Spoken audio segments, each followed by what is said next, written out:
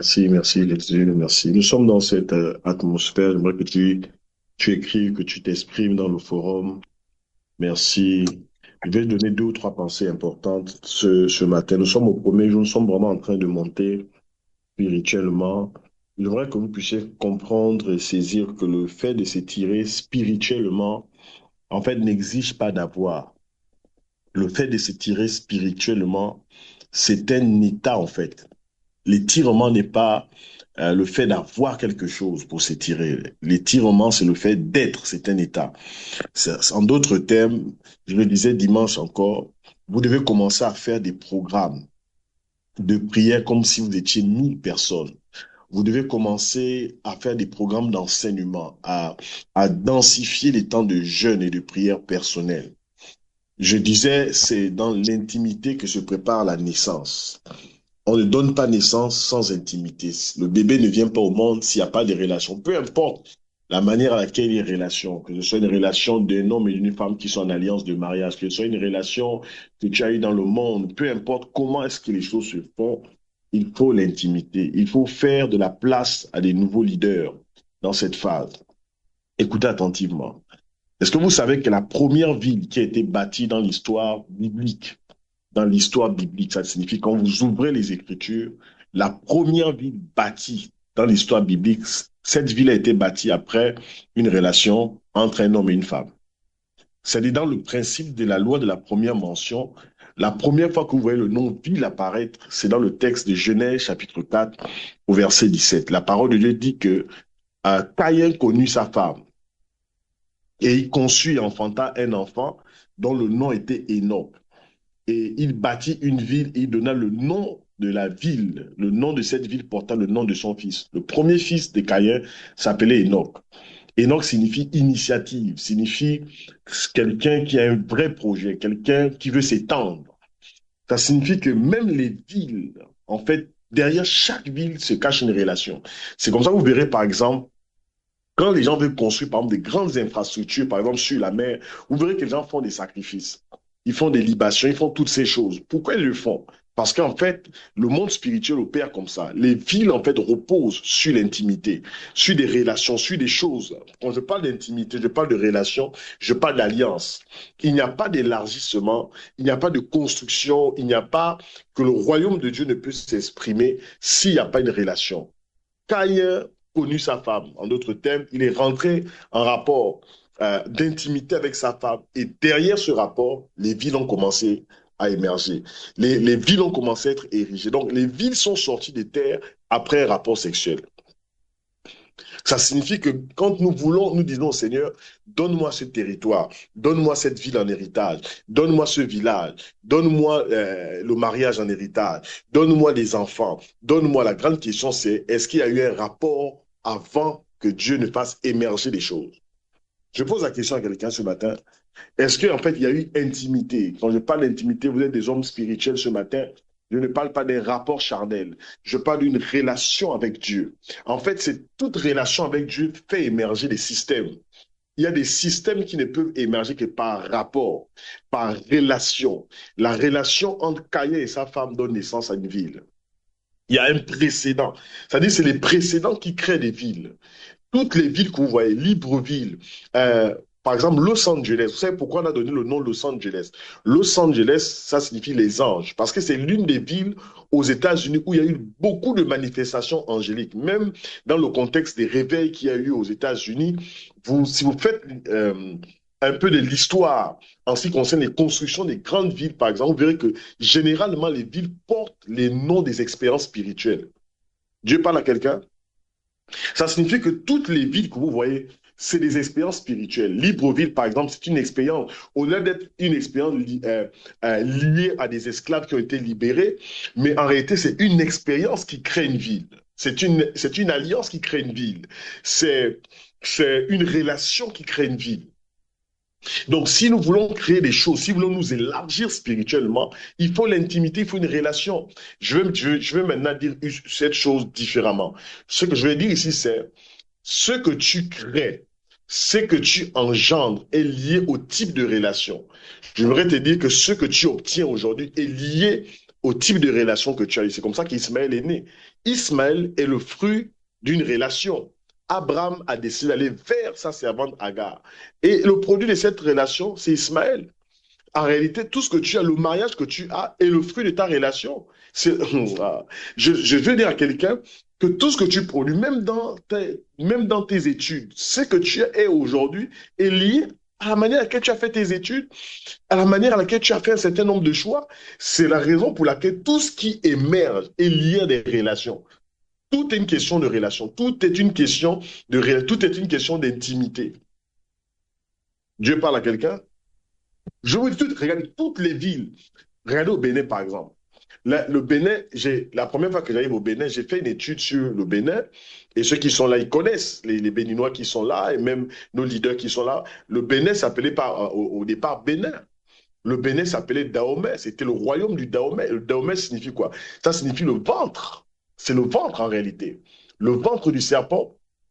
Et c'est pourquoi vous verrez qu'il y a un certain type de sacrifices qui sont faits au Bénin. Des villes comme par exemple des villes de Ouida deviennent en fait des concentrations d'activités liées par exemple au vaudou. Est-ce que vous comprenez un peu? Vous allez au Togo, vous verrez la même chose. Vous allez au Sénégal, vous verrez la même chose. Vous allez en France, vous verrez la même chose. Par exemple, Paris, il y a toute une symbolique derrière Paris. D'ailleurs, la tour Eiffel que vous voyez, par exemple, Gustave Eiffel, qui est le concepteur de la tour Eiffel. Quand vous regardez la tour Eiffel, regardez bien la tour Eiffel, vous verrez par exemple que la tour Eiffel, le symbole de la tour Eiffel est un symbole maçonnique. Vous ne savez pas? C'est un symbole maçonnique, c'est l'œil d'Horus. Si vous faites des recherches sur l'œil d'Horus, pour ceux qui font des recherches, vous verrez que le symbole là, cette espèce d'équerre que vous voyez là, regardez bien l'œil d'Horus, vous regardez la tour Eiffel, c'est des symboles. La ville de Paris, une grande partie de la ville de Paris est minée par des symboles maçonniques. Toutes les villes sont conçues par les relations. Donc, nous ne pouvons pas avoir en réalité créer des choses dans le monde spirituel sans intimité. C'est la raison pour laquelle ces 21 jours de jeûne et de prière, c'est que Dieu recherche d'abord, c'est notre intimité avec lui. C'est ce qui va produire des choses. Si on rentre en intimité, nous produirons des choses. Je ne sais pas pourquoi je parle de ces choses-là. Donc, ça c'est les pensées que je suis en train de donner comme ça pour dire, nous sommes au premier jour et nous allons au fur et à mesure monter. Donc, nous ne sommes pas là. Vous ne pouvez même pas conquérir une ville, une nation, un quartier, sans comprendre l'esprit du quartier, sans comprendre l'esprit de la nation. Les nations sont basées. Regardez par exemple dans le livre d'Apocalypse, je donne un peu des pensées comme ça. La Bible déclare dans Apocalypse chapitre 17, la grande prostituée est assise sur les grandes eaux. Or, les eaux, généralement de la Bible, les eaux reprennent les nations. Mais pourquoi est-ce que le descriptif, c'est une femme qui est prostituée? Or, on sait tous que la fonction principale d'une prostituée, c'est de vendre, en fait, de vendre son corps, monnayant par exemple de l'argent ou je ne sais pas trop quoi. Donc, ça montre à suffisance que les nations, derrière toute nation, il y a des relations. C'est la raison pour laquelle même les nations doivent parfois faire alliance avec le Christ. C'est pourquoi l'Église est une nation. Et l'Église est une épouse qui doit être en relation avec Dieu. Donc, aucune nation n'émerge sans relation. J'aimerais que vous compreniez ça. Comprenez ce principe. Il n'existe aucune nation qui est bâtie sans relation. Soit il y a une influence de la grande prostituée, d'accord, qui est assise sur les grandes eaux, soit l'influence du Saint-Esprit. C'est pourquoi l'Esprit de Dieu, le jour de la Pentecôte, c'était un mariage. C'était un mariage le jour de la Pentecôte. C'était un mariage entre ce que nous sommes en tant que fils de Dieu et ce que lui est en tant que Dieu. Donc, nous ne parlons pas d'élargissement juste, ce n'est pas des choses que nous sommes en train de dire juste parce que nous voulons faire 21 jours de jeûne et de prière. C'est des choses spirituelles dont nous sommes en train de parler. Donnez-moi 2 minutes, je vais terminer en donnant 2 ou 3 autres choses. En 2 minutes, je vais terminer très, très rapidement. Euh, Au sein de notre être, écoutez très bien, je donne des choses au sein de votre être, de notre être, se trouve ce qu'on appelle le potentat. En fait, le potentat, c'est quoi? On retrouve cela dans 1 Timothée chapitre 6, verset 15. En fait, le potentat, c'est le potentiel. Il existe ce qu'on appelle le potentat ou le potentiel de Dieu. Le potentiel, il y a ce qu'on appelle un potentiel inexploré dans la vie de chacun d'entre vous. C'est une chose que Dieu a déposée dans votre vie. avant même que votre père et votre mère ne se rencontrent, avant que vous ne soyez formés dans le ventre de votre mère. Dieu a déposé le potentiel. Le psaume chapitre 42, verset 7 dit, les profondeurs appellent les profondeurs. Il y a une profondeur cachée sur le point d'éclater à l'intérieur de toi. Est-ce que Dieu est en train de parler à quelqu'un? C'est pourquoi il y a un sens d'urgence que nous comprenons pourquoi Dieu doit nous élargir. Hein? Écoutez, le potentat, c'est quoi? En réalité, Israël se trouve en Jacob. C'est simplement que Jacob doit découvrir le potentat, le potentiel qui se trouve à l'intérieur de lui. Sinon, en fait, Israël a été toujours à l'intérieur de Jacob. Je parle à quelqu'un. Abraham se trouvait à l'intérieur d'Abraham. Sarah se trouvait à l'intérieur de Saraï. Vous verrez que toute personne qui a un fort potentiel, en fait, s'ignore simplement. Il y a des choses, je priais pour un frère le dimanche, et je disais, tu as l'influence, tu es influent, mais tu n'as pas l'influence et l'influence pour influencer. En d'autres termes, tu ignores le potentiel, le potentiel. C'est la raison pour laquelle Dieu doit briser, en fait, la nature charnelle qui est en nous pour exprimer le potentiel. C'est pourquoi on parle d'élargissement. L'élargissement parce qu'il y a du potentiel. J'aurais dit à Archange qu'il y a du potentiel. J'aimerais dire à Awa, Révigné, qu'il y a du potentiel en toi. J'aimerais dire à Axel qu'il y a du potentiel. J'aimerais dire à Bernice qu'il y a du potentiel. J'aimerais dire à Cécile qu'il y a du potentiel. J'aimerais dire à Chérol qu'il y a du potentiel. À Cornelia qu'il y a du potentiel en toi. À Flora qu'il y a du potentiel. À Gaël, à Mandoukou qui a du à Gaviria Javier qui a il y a du potentiel. En fait, Dieu doit seulement briser la nature charnelle qui est à l'intérieur de nous pour que le potentiel s'exprime. J'aimerais vraiment qu'au sortir de ces 21 jours, que les gens découvrent le potentat, le potentiel qui est à l'intérieur de nous, que des Jacob deviennent des Israël, que des Abraham deviennent des Abraham, que des Saraï deviennent des Sarah. Que découvrir le potentiel. Josué n'était pas appelé Josué au départ. Josué était appelé au départ, Josué s'appelait Osée ou Osea. C'est Moïse qui a donné le nom à Josué. En réalité, Josué s'est trouvé à l'intérieur d'Osée. Mais il a fallu briser la nature qui se trouvait dans Osée pour que Josué sorte. Je prie que ces 21 jours de jeûne et de prière soient l'expression où Dieu vient élargir. Que notre véritable nous s'exprime. Dans le naturel, l'un des facteurs qui manque d'étirement de la naissance sur le bassin de la mer. Je termine par là. Vous voulez savoir que est-ce que vous savez qu'il y a souvent les grossesses sont risquées, pourquoi? Parfois, on va dire par exemple que la femme, le bassin de la mère est trop petit.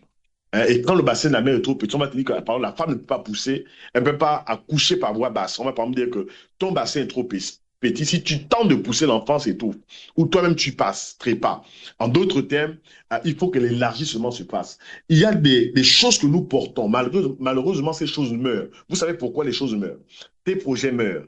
Projet de mariage meurt. Finances meurent. Système économique meurt. Système, je ne sais pas, spirituel, mais vous savez pourquoi? Parce que spirituellement, ton bassin est petit. Et parfois, des gens qui ont un petit bassin spirituel tentent de pousser les choses. Quand le bassin est petit, il faut faire ce qu'on appelle une césarienne spirituelle. C'est-à-dire que Dieu va maintenant permettre à ceux qu'on va contourner un protocole particulier pour faire une césarienne. Est-ce que Dieu est en train de parler à quelqu'un? Est-ce que Dieu est en train de parler à quelqu'un? Parce qu'il y a des choses, tu ne peux pas les pousser. Tu ne peux pas pousser, frère. Tu n'as pas une qualité de vie de prière. Tu n'as pas une qualité de vie de jeûne. Tu n'as pas une qualité pour pousser comme certaines personnes. Mais maintenant, Dieu, étant un Dieu bon, va permettre à ce qu'on va contourner cela. Et j'aurais dit que les 21 jours de jeûne et de prière, c'est comme une césarienne. Parce que Dieu sait, par exemple, que s'il doit attendre que tu deviennes, tu atteignes un certain niveau de maturité, on va passer encore 5 ans là à attendre certaines choses. Dieu va accélérer les choses et te faire passer par une césarienne spirituelle. Et je vois Dieu enlever, ouvrir des matrices spirituelles. Je suis en train de parler un langage spirituel. Dieu n'a pas le temps. Vous savez que Dieu n'a pas le temps parce que Dieu est Dieu.